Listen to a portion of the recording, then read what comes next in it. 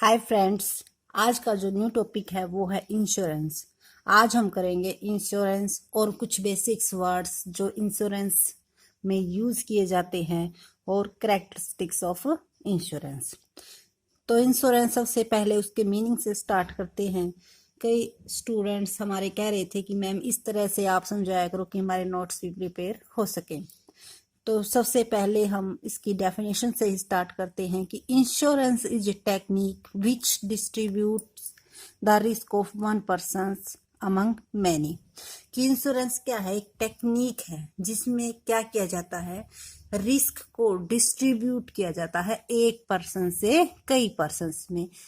वो कैसे होता है, क्योंकि इंश्योरेंस में हम क्या करते हैं, कुछ अमाउंट यानी कि उस अमाउंट को जो हमें मंथली या ईयरली पे करना पड़ता है उसे बोलते हैं प्रीमियम। उसके बदले में हमें क्या मिलती है, अपने रिस्क से सिक्योरिटी मिलती है कि भाई अगर कल को ये इवेंट्स हो गई तो हमें इसका लॉस नहीं होगा। क्यों? क्योंकि वो अमाउंट हम इंश्योरेंस कंपनी से रिकवर कर सकते हैं।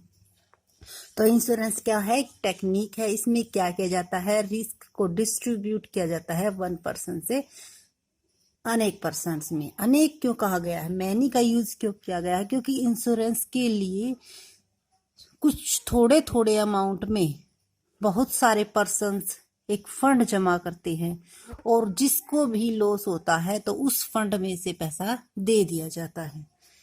तो इसीलिए ये कहा जाता है कि वन पर्सन अमंग मैनी। तो बेसिक्स टर्मिनोलॉजी ऑफ इंश्योरेंस, जो वर्ड्स हैं जो यूज किए जाते हैं ताकि आपको समझ में आ जाए कि इंश्योरर का क्या मीनिंग है, इंश्योर्ड का क्या मीनिंग है, प्रीमियम क्या होता है। तो देखो, इंश्योरर वो takes the responsibility of risk, जो रिस्क की क्या लेता है, रिस्पॉन्सिबिलिटी लेती है। जैसे इंश्योरेंस कंपनी जिससे हम इंश्योरेंस करवा रहे हैं तो वो क्या है, हमारा insurer. Insured whose responsibility of risk is taken by the insurer, जिसकी रिस्पॉन्सिबिलिटी ली जाती है उसे हम क्या कहते हैं, इंश्योर्ड। ठीक है, मान लो वो पर्सन है, रमेश ही है, रमेश ने क्या करवाया, अपना इंश्योरेंस करवाया। तो जो जिस कंपनी से करवाया है, LIC से करवा लिया, तो LIC क्या हो गई, इंश्योरर हो गई। और जो हमारा पर्सन है वो क्या हो गया, इंश्योर्ड हो गया। Premium, the fee charged by the insurer on account of providing services called। तो प्रीमियम किसे कहते हैं, जो फीस उनसे चार्ज की जाती है, किससे, इंश्योरर से। इंश्योरर कौन, जिस पर्सन ने अपना इंश्योरेंस करवाया है उसे हम क्या कहते हैं, प्रीमियम कहते हैं। जैसे उसने अपना 5 लाख का इंश्योरेंस करवाया था तो उन्होंने कहा कि आप 500 पर मंथ डिपॉजिट करवाइए, तो वो 500 क्या हो गया, प्रीमियम हो गया।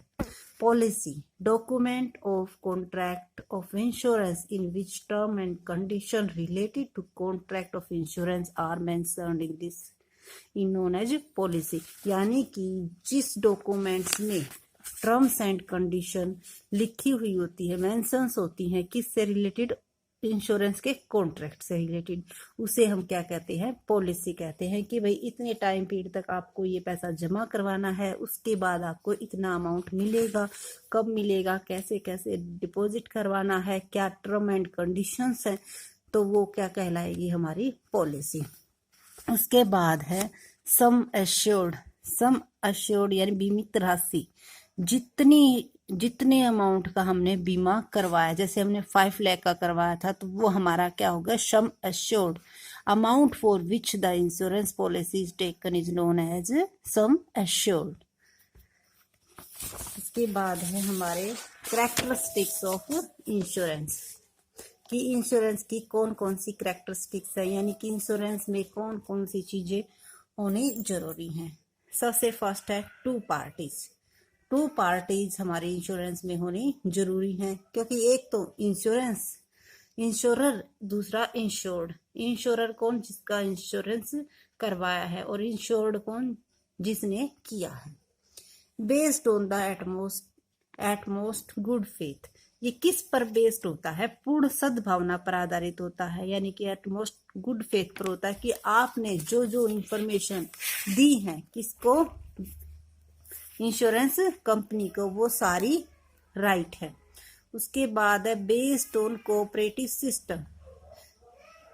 बेस्ड ऑन कोऑपरेटिव सिस्टम का मतलब क्या है कि कोऑपरेटिव सिस्टम का जो मेन रूल होता है वो क्या होता है कि each for all and all for each, सब प्रत्येक सब के लिए और सब प्रत्येक के लिए। तो इस रूल को इसमें क्या किया जाता है, फॉलो किया जाता है। क्यों?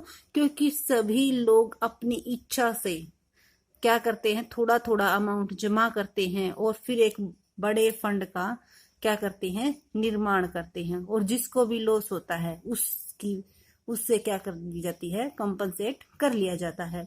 तो इसीलिए कहा जाता है कि ये क्या है, बेस्ड ऑन कोऑपरेटिव सिस्टम। तो इस तरह से कैरेक्टरिस्टिक्स भी आ जाती हैं और ये देखना होता है कि इनमें से कौन सी राइट नहीं है।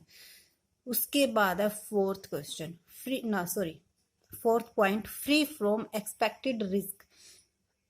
इंश्योरेंस करवाने के बाद क्या हो जाता है, इंसान फ्री हो जाता है किससे, एक्सपेक्टेड रिस्क से। मान लो हमने अपनी एसेट्स का क्या करवा लिया, इंश्योरेंस करवा लिया, तो कल को अगर उस पर कोई लॉस होता है तो हम फ्री हो जाते हैं कि भाई हमारे लॉस की क्या हो जाएगी, रिकवरी हो जाएगी। उसके बाद है transfer of expected loss. Expected loss क्या हो जाता है, ट्रांसफर हो जाता है। क्यों? क्योंकि वो लॉस अब हमारा ना होकर किसका हो जाता है, कंपनी का हो जाता है।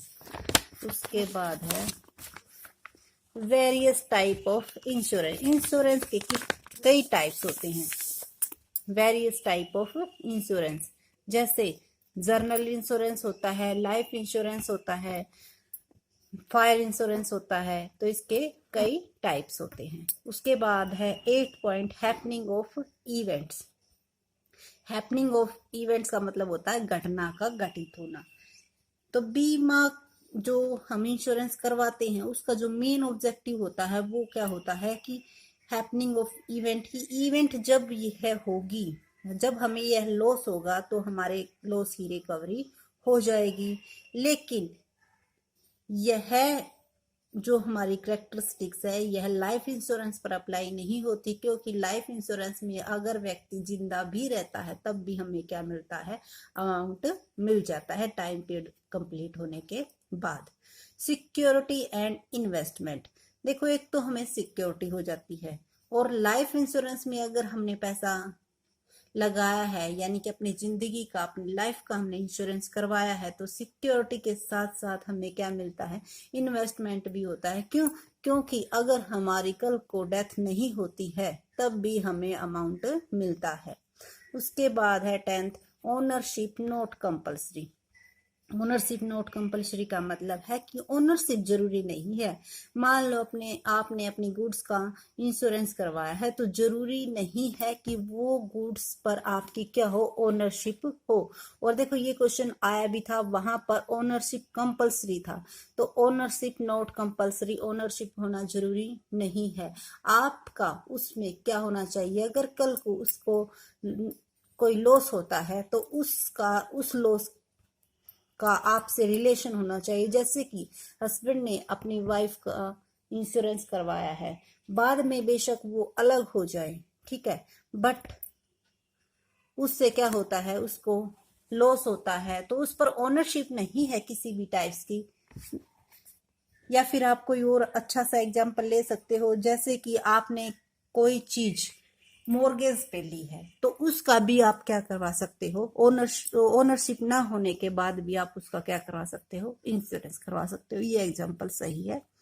Type of insurance, type of insurance का मतलब है इंश्योरेंस को हम, वैसे तो देखो ये कहा जाता है कि generally fire insurance, theft insurance, but insurance types 2 types होते हैं, लाइफ इंश्योरेंस और जनरल इंश्योरेंस। ये तीनों के तीनों किस में आते हैं, हमारे जनरल इंश्योरेंस में आते हैं। फायर, थेफ्ट, मैरिन, क्योंकि इनमें क्या होती है, हमें सिक्योरिटी मिलती है, हमें इन्वेस्टमेंट नहीं होती इसमें कि कल को अगर इवेंट्स न हो, मतलब कल को घटना अगर घट नहीं होती है तो हमें कोई अमाउंट नहीं मिलता है। बट लाइफ इंश्योरेंस में इसीलिए कहा जाता है इन्वेस्टमेंट प्लस सिक्योरिटी दोनों ही होते हैं, क्योंकि इसमें अगर कल को किसी को, जिस पर्सन का हमने इंश्योरेंस करवा रखा है, उसकी डेथ नहीं होती है तो भी हमें अमाउंट मिलता है।